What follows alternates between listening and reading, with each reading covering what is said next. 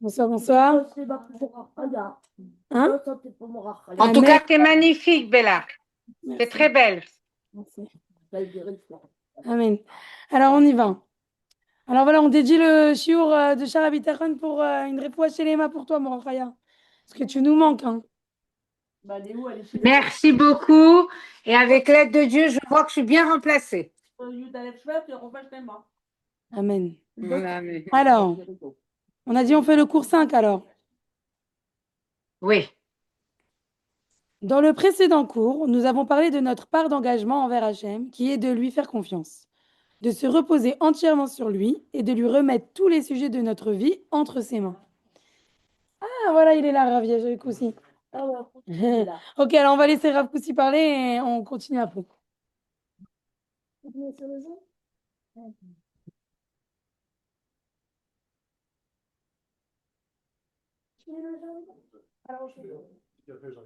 Super. Bon, ok, alors je finis vite fait. Donc, de remettre tous nos sujets, tous les sujets de notre vie entre ses mains. Et Akadosh Baruch Hu, de son côté, quel est son engagement envers nous? Que promet-il à celui qui aura confiance en lui? La réponse de Rabbeinu Bechaye est tout aussi puissante que bouleversante.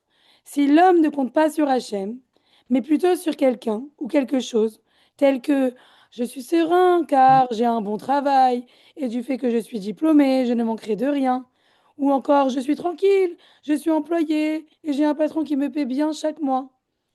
Je compte sur la meilleure je compte sur la meilleure chatranite du pays pour me trouver un bon parti, ou bien même, je compte sur moi, sur mes compétences, mes connaissances, mon intelligence, sur ma capacité à tout gérer. Dans de tels cas, nous dit Rabbeinu Bechaye, je cite, Hachem retire sa hashgacha, sa surveillance, et la remet dans les mains de celui en qui on a confiance. En d'autres termes, tu comptes sur toi-même, eh bien, tant mieux, débrouille-toi. En plus, c'est relié à la paracha. Après, on fera la... tu comptes sur ton patron? Super, débrouillez-vous. Akadosh Baruch Hu nous dit en fait, si tu t'arranges sans moi, je n'ai rien à chercher chez toi. Pourtant, lorsque l'on connaît les enseignements du Baal Shem Tov, cette phrase nous pose problème. En effet, le Baal Shem Tov, fondateur de la Chassidoute, a enseigné une idée qui, à son époque, était tout à fait novatrice. La Hashgacha, pratique de providence divine, concerne chaque créature, même la plus minime. Il ne s'agit pas d'une providence globale qui concerne le monde de façon générale, mais chaque détail de la créature est concerné. Cela signifie qu'il n'y a pas une seule action dans ce monde qui n'est pas supervisée par Hachem lui-même. Chaque action, chaque pensée et chaque mouvement de chacune des créatures est surveillé par Akadosh Baruch Hu. Plus encore, il n'y a pas de lien entre la qualité de la créature et la Hashgacha. En d'autres termes, peu importe de quelle personne il s'agit, qu'il soit bon ou mauvais, peu importe ses actions, s'il est pratiquant ou non, Akadosh Baruch Hu dirige tout de même, Akadosh Baruch Hu dirige tout de même ses pas à chaque instant. Cette idée paraît contredire les paroles de Rabbeinu Bechaye, à savoir que celui qui n'a pas confiance en Hachem se voit laissé dans les mains de la nature et n'est plus guidé par la Hashgacha. En voici donc l'explication. Akadosh Baruch Hu ne retire jamais la Hashgacha d'une personne. Elle est effectivement présente en permanence. Mais, cependant, il peut décider de la voiler. Car comme on l'a dit, Hachem surveille chacun à chaque moment. Peu importe sa situation, néanmoins, si l'homme ne lui fait pas confiance et ne respecte pas son engagement, il ne sera pas apte à vivre de façon dévoilée cette protection permanente car elle sera cachée. C'est précisément ce voile qui est la cause des différents soucis et angoisses. Car concrètement, non, ça va, on a bientôt fini. Dans le livre, t'as l'application ou tu regardes euh, euh, sur. Ouais. T'as l'application. Car comme on l'a dit, Dieu surveille chacun à chaque moment, peu importe sa situation. Néanmoins, si l'homme ne lui fait pas confiance et ne respecte pas son engagement, il ne sera pas apte à vivre de façon dévoilée cette protection permanente, car elle sera cachée. C'est précisément ce voile qui est la cause des différents soucis et angoisses. Car concrètement, lorsque nous pensons tout gérer et que nous tentons tout au moins de le faire, il ne nous sera pas possible de percevoir Hachem dans notre vie. Pour quelle raison? Car dans une telle situation, Nous sommes concentrés sur nous-mêmes, sur nos problèmes ou sur nos tentations, sur nos tentatives de faire certaines choses que de toute façon nous ne parvenons pas à accomplir. Lorsque nous avons confiance en Hachem, par contre, lorsque nous libérons notre esprit et notre désir de vouloir tout diriger, nous parvenons à percevoir le bon Dieu proche de nous dans notre vie.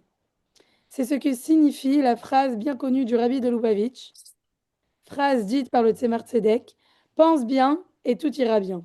Quel est le sens de cette phrase? Penser positif signifie que je sais et que je ressens que tout ce qui se passe dans ma vie est bon et positif. Pour quelle raison? Non, pas parce que cela convient à mes désirs ou à ce qui me semble nécessaire dans ma vie, mais tout simplement parce que ça vient du bon Dieu. Lorsqu'une personne s'efforce de penser de cette façon et le ressent, cela devient une vérité claire et dévoilée dans sa vie. Celui qui a confiance en Hachem gagne en retour une surveillance rapprochée et dévoilée. Il vit donc une vie de Géoula, une vie dans laquelle une vie dans laquelle nous ne voyons que du bien, tant que la pensée que dans les actions concrètes.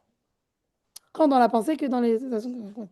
Rabbeinu Bechaye cite de nombreux versets des Télim et de la Bible pour prouver ces dires, et voici quelques-uns.